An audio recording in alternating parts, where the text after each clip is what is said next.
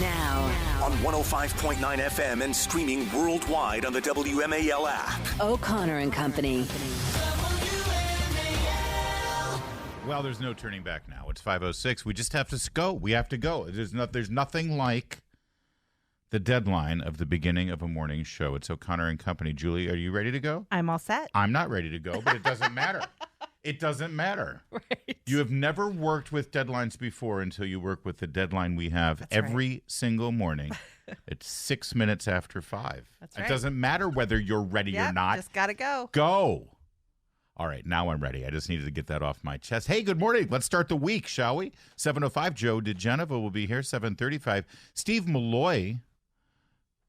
It's all about junk science, Energy and Environmental Legal Institute, all about the latest environmental BS. 8:05, Tom Bevan, Real Clear Politics. He'll be here with all the poll BS.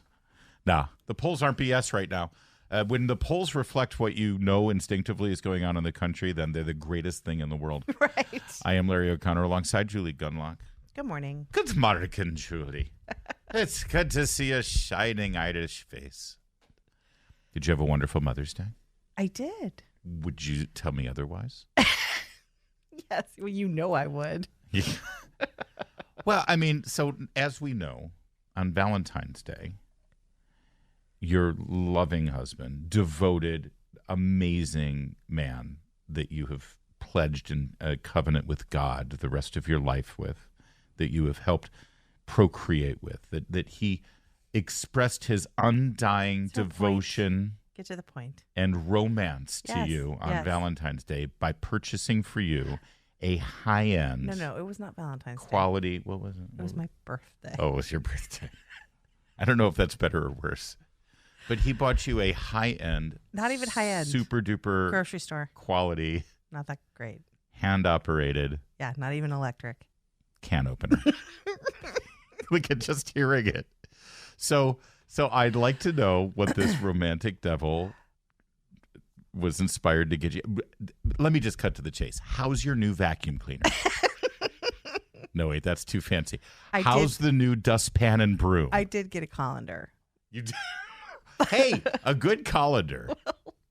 Is it a good colander, or was it in the perfectly fine giant gadgets aisle? That was from the youngest boy, Aww. and he's allowed. And he likes his Pischetti. I had Pischetti. Yeah. I have one of those sort of foldable.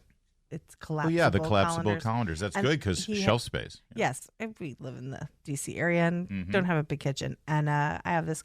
And I wrestle with my colander all the time on the shelf that it's on, so that's very thoughtful. Yes, well, it had broken. My colander had broken. It had sort of separated, and literally, it was cartoonish. I lifted the pasta and it all fell out of the bottom. It was like it literally was like Wile E. Coyote was cooking. And so that was thoughtful. That was nice. Although the suggestion, the implication, the inference, let's say, when mom opens up her Mother's Day present and it's a cooking utensil, is love you, Mom. Happy Mother's Day. Now get in the kitchen and make me something. Yes. It's also make the something idea happen in the that kitchen. I can't just purchase that for myself. Right. Exactly. She would never get this for herself. Right. That's why I will just say there were lots of flowers. They went the flower route. That's nice. Which was very nice. Sure, and I woke up and they offered to make me breakfast, which I said no. Gone are the days when the little boy is bringing in, really, really bad overburnt pancakes. Yeah, there's just something about seeing a kid knuckle deep up their nose, and then offering to. I say makes no. it pine for the good old days of coronavirus. I'll make myself my eggs. Thanks very much. We want to make you breakfast in bed. No, I'd rather actually eat. Yeah. Anyway, it was fine. Good. It was fine. fine. Everything's fine. Can we go on to the next subject? No, it was a nice day. We went to mass and then came home. Father always makes a big deal about our mother there. And, yes. And all the mothers. Yes. And were they handing out flowers or anything to the They moms were not at church? actually. Not at that. No, surprising. they weren't. But they did say to all the mothers and here at mass. So it was fair. But I did have a nice day. Thank you for asking. But as my mother always used to say, as long as she has her children around. Yes. It's going to be a great Mother's Day. Yes. And she was full of it. That's never, ever enough. You try that. You try that, guys. Go ahead. Yeah. Hey, it's Mother's Day. We're all here. What more do you want? We're just going to sit and stare at each other. We're not going to get you anything. We're not going to take you out for brunch. We're not going to get you any presents or flowers or anything. I don't want brunch. Why not? I don't want to go to brunch. Too crowded. It's for amateur night. Have you looked at the restaurant prices lately? Yeah. Well, and also, like everything's jacked up for. It's like I just want to order off the menu. No, it's Mother's Day. You have to have our prefix. And it's only $70 per person. I mean, right? What? I know. And my kids aren't that. My kids don't qualify for that. Half off because they're little. Yeah, because they're not little. No. Here's the deal on brunch. On Mother's Day is it's if you really know brunch. It's like if you're a drinker. If you enjoy going to bars, you don't go on New Year's Eve or St. Patrick's Day. Right. Because that's amateur hour. Right. That's when all the people who don't know what the hell they're doing are out there at the bars. Same with brunch. If you know brunch, you don't go out on Mother's Day because that's amateur hour. Right. That's just, it's for suckers. Right. You go for brunch on your terms. Yes. But then you were slaving in the kitchen all morning after Mass. No. Cooking. No, but, I will say that I actually love, I love cooking. Yeah. So I did make breakfast for everybody. Didn't feel like work. And before that, I made 2 loaves of banana bread. Wow. But I love to be in the kitchen and I love to cook. And you used your colander. I don't mind. And I used my colander. For the banana bread. So I didn't mind. So when people say, wait, you cooked? I'm like, but that's what I want to do. Also, I like being a mom.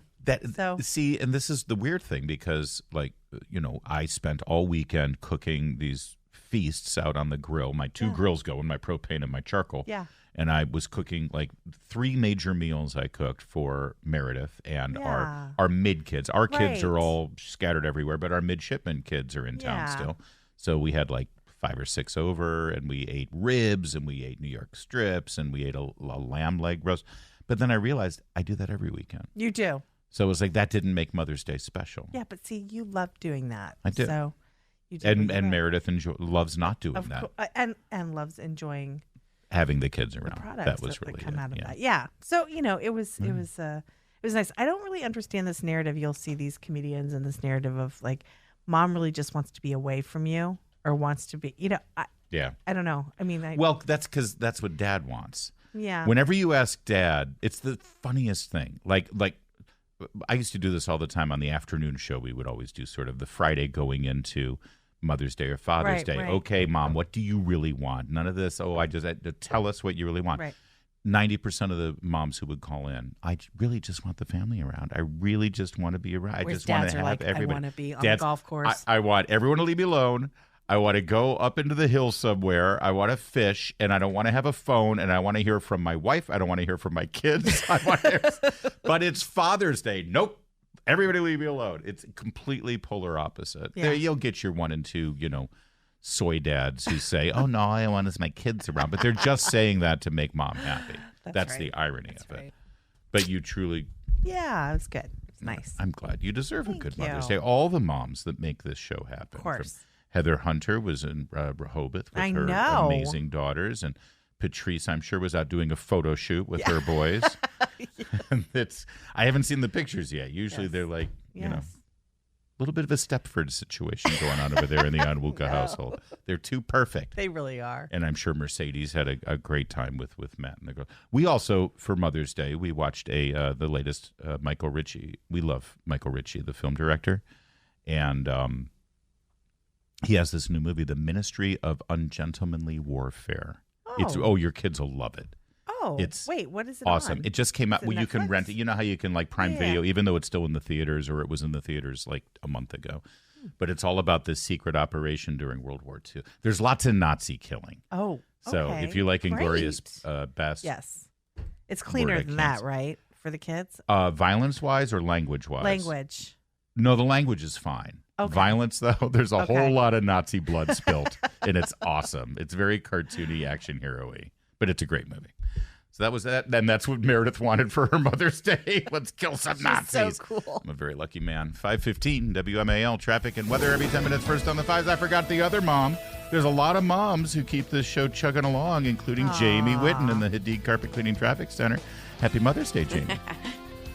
Thank you. It was, and I spent it with the family. Perfect. How about that? See, I just want my children around me. WMAL. Making sense of the news. Live From the Home Paramount Pest Control Studios. Home Paramount, the leader in pest control since 1939. WMAL. Making sense of the roads. Because traffic doesn't always follow the pattern. Download the WMAL app to stream us for free. Have you been wondering what's going on with Secretary Pete Buttigieg? Nope. Well, he's often the point. The last time he sort of rolled out, he was doing the rounds on cable television trying to convince everybody how great the economy is. Oh, yes. And how safe Washington, D.C. is, because, he can walk his dog to the Capitol with Secret Service detail. Yeah, just ignore that Secret Service. And that is the main message coming from the Biden camp right now is everything's great, and if you don't see it yourself, there's something wrong with you. Yes. I mean, that's all they got going for them. That didn't work very well with Secretary Pete, so he was away for a while. But now he's back to his job, running the transportation corridor. Remember when we had a cargo ship hit a bridge and the bridge collapsed and the whole thing? I'm sure you remember that. It was like a month ago in Baltimore. He was sort of missing in action there, wasn't he? He sort of disappeared. Right. Other than I never even saw him with a hard hat on. He may have posed one day, but I think it was because Biden wanted all the glory. Sure. So he got up there too and mumbled through his speech. Well, now he had a whole big agenda over the weekend. Oh, yeah? He had a conference meeting. He called in members of various, I'll just read his tweet because he put out a picture of himself. Okay. It says, more people are signing up for airline credit cards and loyalty programs. My impression of Pete Buttigieg's voice. It's kind of like Kermit. It's Kermit, but dumber. Yeah. That's sort of what I do. As regulators, it's our job to ensure the flying public isn't being treated unfairly or deceptively through programs. So he's got a whole subcommittee examining and investigating credit cards that have airline loyalty programs. Points. Yeah. Points. These are the big issues. And he put together a study group with consumer activists, airlines, and labor groups. I love the unions have a seat at the table about loyalty programs. How does that affect organized labor? Literally have bridges falling down, and he's doing a round table on points. I mean, they're cleaning. They're still working on cleaning up the last body. The last body, and the cargo ship is still there blocking the lanes. There's an FBI investigation. He has no updates on the FBI investigation and what caused the crash. He has no updates on where the owner of the cargo ship. We have climate activists regularly stopping traffic on major thoroughfares through cities and states, and this is what he's focused on. Yeah. And here's the funny thing. If it ain't broke, don't fix it. I got two cards, one with my airline miles, one with my hotel points. And I use them, and they're great, and they're wonderful. And it's good for the hotels. It's good for the airlines. It's good for people. What's the big scandal here that they're investigating? Let me tell you how they're going to do this. They're going to regulate this into oblivion. It's all going to end. There'll be no loyalty points. I know they're working on a bill in the Senate right now about that. Dick Durbin is championing it. That'll go well. Exactly. And meanwhile, we've got doors falling off airplanes on a regular basis. Right.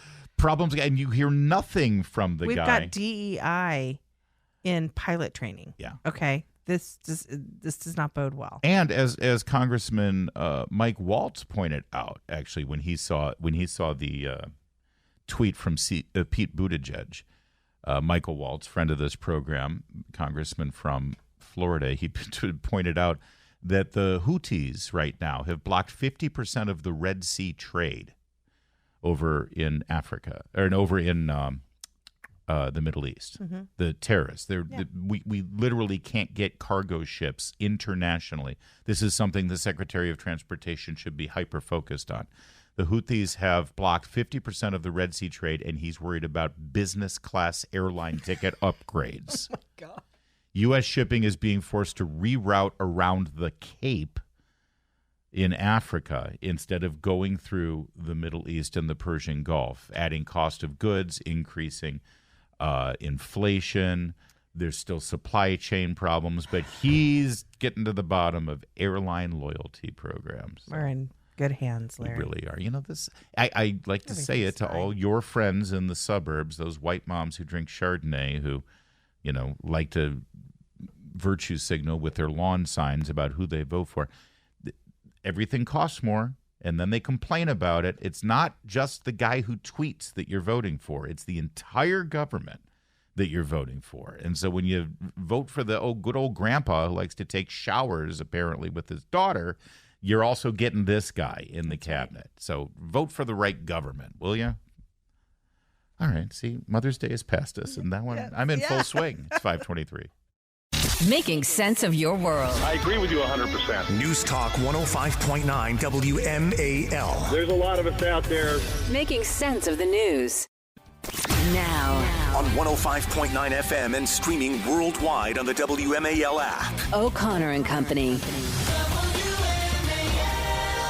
5:36 Monday morning, 13th day of May for all you dextaphobics out there.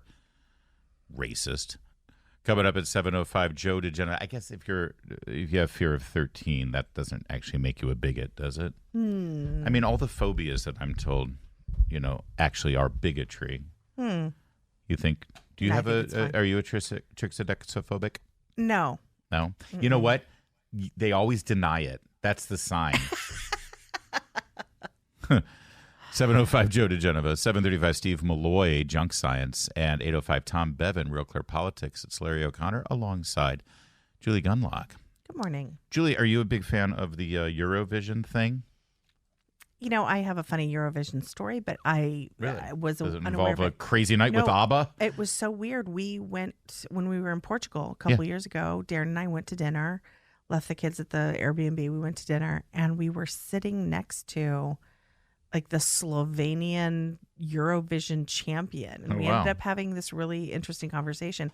I don't follow Eurovision very closely, but yeah, he's a huge, big deal in Slovenia. Second most famous person next to, Melania. Oh, when you hit it big in Eurovision, you become and in the case of ABBA, you could become that was their claim to fame. Right. They were the Swedish submission for Eurovision back in the 70s, and it's become a big deal. If you watch some of the really old, for some reason my kids were obsessed with Eurovision. It's kind of like America's Got Talent. It's clear that a lot of our sort of entertainment musicals, sort of, what have you, which I don't watch those shows, but it's similar. They were influenced by that. Yeah, Simon Cowell sort of adopted the model. And what can I tell you, though, about Eurovision, just in terms of the style and the presentation? It's very Euro. Very. You know how, when you watch the opening ceremonies of the Olympics when it's in France, and you're like, what in the hell am I watching? Right. It's like Dr. Seuss on an acid trip. That's Eurovision. Yes. Is very much like that. Yes. And the Eurovision, it's Europe, but it's actually expanded into some other westernized countries, including Israel. Yes. Israel participates in Eurovision every year. And this is Eden Golan. She is this year's submission for Israel, and this was her performance over the weekend. It's a song called Hurricane, and she's got a fantastic voice, a truly beautiful voice, and the presentation at Eurovision is stunning.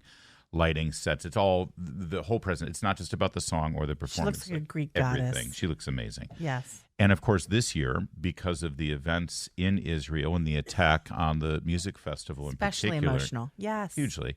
And of course, all of the anti-Semitic backlash. She actually had to hide from this screaming. She had to move her hotel because the Irish delegation, which by the way, we should going on with the Irish. So disappointing. Awful. Complained that the Israelis were in the same hotel. So for security reasons, she had to move hotels. Disgusting. It is. And anyway, long story short, the public votes. And they voted her through to the grand finale. To the final. Yeah, to the grand finale. She's made it. I mean, when last we spoke, I think on Friday, she had made it to semifinals. But things happen fast. And here she is backstage when she learns that Israel had been supported by the people of Europe to move on, emotionally overcome by the fact that despite what you see in the media and despite what you see on college campuses and marching in the streets, humanity supports Israel. Well, and again, you have to understand also that during these performances, she was booed by audience members. Some of the other artists that were competing were incredibly cruel and bullying. Which is unheard of in Eurovision. Yes, everybody absolutely. is like, they It's put on their all, best like, behavior and yes. everyone's supportive of each other. Yes, so they were horribly abusive to this young woman. But the votes were there, Yep. and she went to the finale, and she did an incredible job. Meanwhile, Greta Thunberg was arrested. We told you on Friday that she had been part of the pro-Hamas horde protesting out in front of the hotel. It filled the entire street.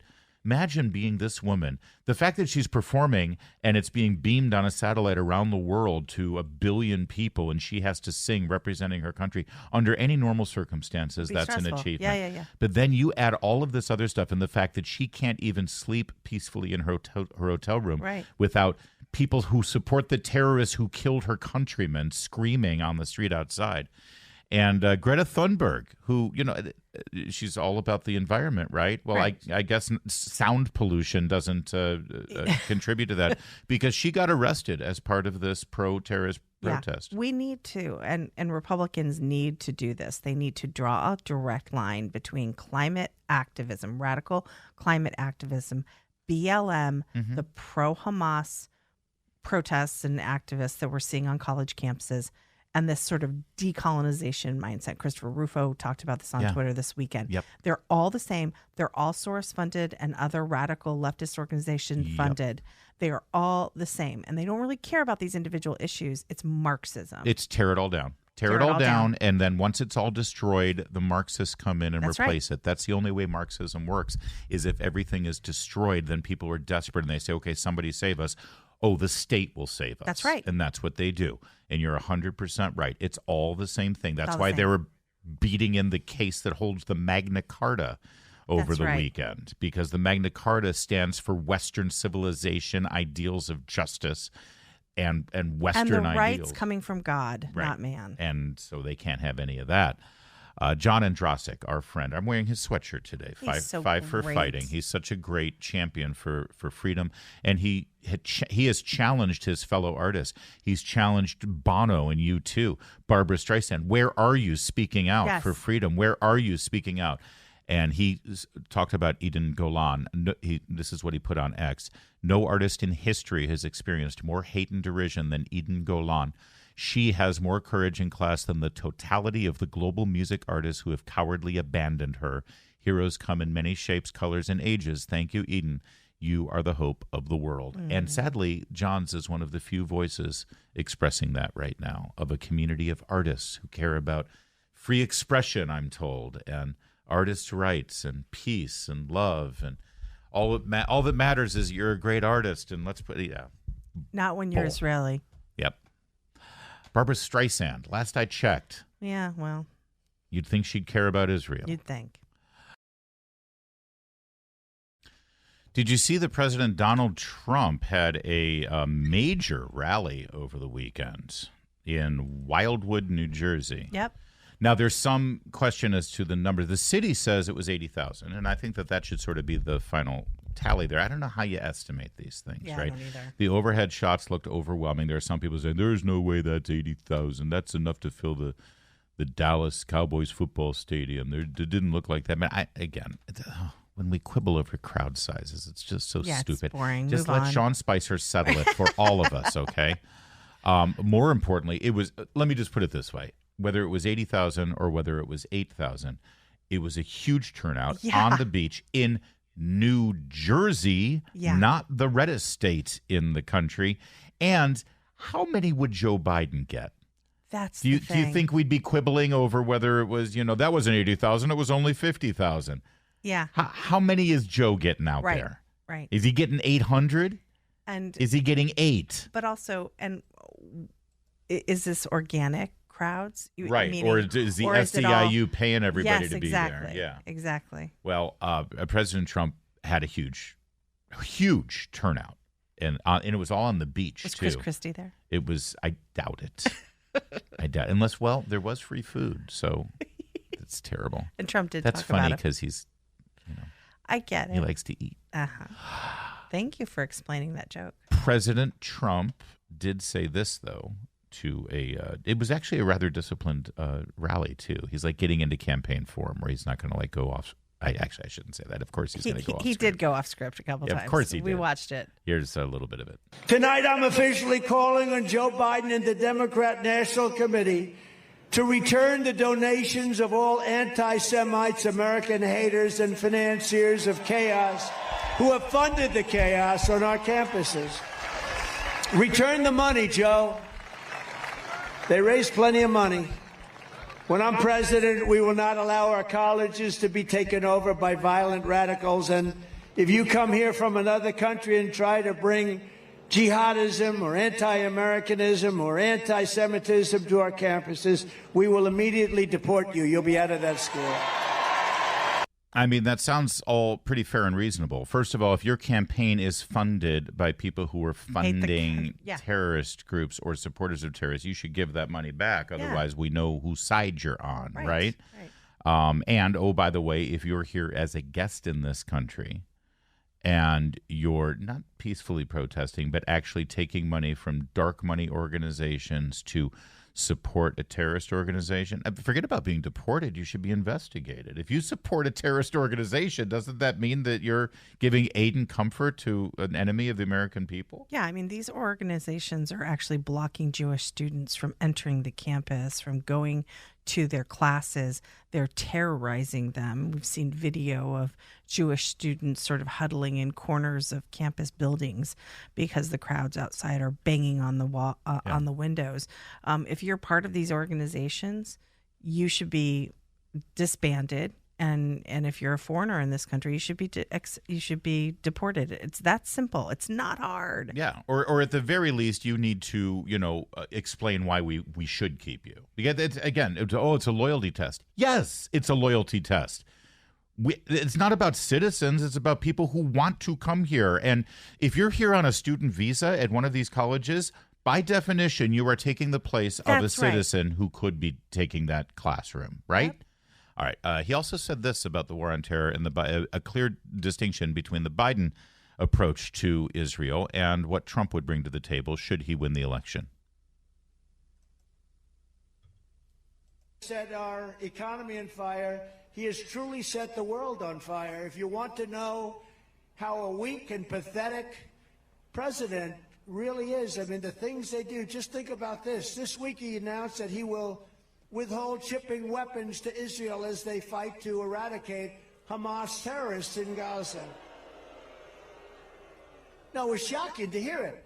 Even while there are still American hostages being held by Hamas, and they're saying, oh, October 7th never happened. They say that.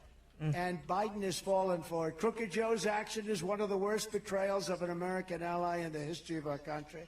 I support Israel's right to win its war on terror. Is that okay? I don't know. I don't know if that's good or bad politically. I don't care. You got to do what's right.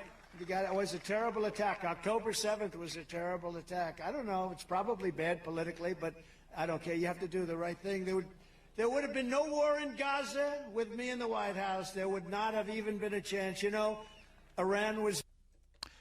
He went on to talk about the Middle East, as you said, going off script. But that's a pretty clear point. I don't know. Seems to me, he says, I don't know if this is good politically, but I say we support our allies and we help them beat the terrorists. And Larry, I watched a good chunk of this over the weekend.